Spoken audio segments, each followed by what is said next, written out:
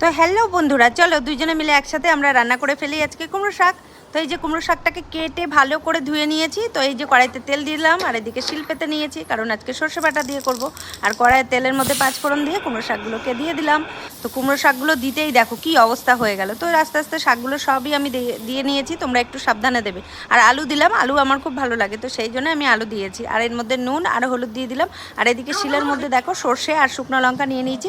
এবার এটাকে কিন্তু ভালো করে একদম মিহি করে বেটে নিতে হবে। তোমরা চাইলে মিক্সিতেও করে নিতে পারো।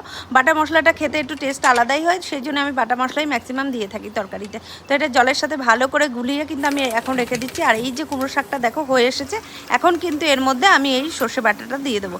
সর্ষে বাটা দিয়ে ভালো করে নাড়িয়ে চাড়িয়ে একদম শুকনো শুকনো করে যখন শুকিয়ে গেছে, তখন কিন্তু এটাকে আমি কুমড়ো শাকটাকে নামিয়ে নিয়েছি। আর এটা কিন্তু বেশ খেতে মজাদারই ছিল। তো তোমরা এইভাবে নিরামিষ কুমড়ো শাক খেয়ে আমাকে কিন্তু জানাবে কেমন লাগলো। চলো টাটা, বাই।